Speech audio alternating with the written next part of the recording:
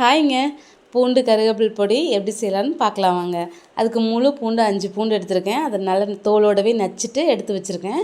So கடாயில் oil விட்டுட்டு oil நல்லா சூடானதுக்கப்புறம் இந்த பூண்டை நல்லா போட்டு நல்லா மொறுன்னு வர மாதிரி எடுத்துக்கோங்க. பொன்னிறமாக இந்த மாதிரி வரணுங்க.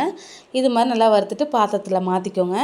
அதே கடாயில் மறுபடியும் ஆயில் விட்டுட்டு கருவேப்பிலை வந்து பார்த்திங்கன்னா 2 கைப்பிடி அளவு நான் எடுத்துருக்கேங்க. அது 2 கைப்பிடி அளவு தேவைக்கு தகுந்த மாதிரி சேர்த்துக்கோங்க. போட்டு அதையும் நல்லா டீப்பாக ஃப்ரை பண்ணிக்கோங்க. அதுக்கப்புறம் பொட்டுக்கல்லையில் போட்டு ஆயில் விடாமல் பொட்டுக்கல்லையை மட்டும் போட்டு நல்லா இந்த மாதிரி ஃப்ரை பண்ணி எடுத்துக்கோங்க. இது 3யுமே நல்லா ஆற வச்சு எடுத்துக்கோங்க. பார்த்துக்கோங்க, இந்த அளவுக்கு நல்லா நொறுங்குற அளவுக்கு வறுத்துருக்கிறேன். ஸோ இது 3யுமே இப்போ நம்ம மிக்சியில் போட்டு எடுக்க போகிறோம். ஸோ இது கூட பார்த்திங்கன்னா அந்த பொடிக்கு தேவைக்கு தகுந்த மாதிரி உப்பு சேர்த்துக்கோங்க. காரமும் உங்களுக்கு தகுந்த மாதிரி சேர்த்துக்கோங்க. மிக்சியில் ஓட்டி எடுத்திங்கன்னா கருவேப்பில் பூண்டு பொடி தயார். இது எதுக்கெலாம் சாப்பிட்லான்னு பார்த்திங்கன்னா சுடு சாதம் வடித்து நெய் விட்டுட்டு அதுலேயும் பெசரி சாப்பிட்லாம். லஞ்ச் பாக்ஸ் கூட கொடுத்து விடலாங்க. அப்புறம் உருளைக்கிழங்கு ஃப்ரை பண்ணும்போது அதுக்கும் சேர்த்துக்கலாம். தோசைக்குமே நல்லாயிருக்கும். ட்ரை பண்ணி பார்த்துட்டு எப்படி இருக்குன்னு சொல்லுங்கள். வீடியோ பிடிச்சிருந்தா லைக் பண்ணுங்கள். ஓகே, பாய்.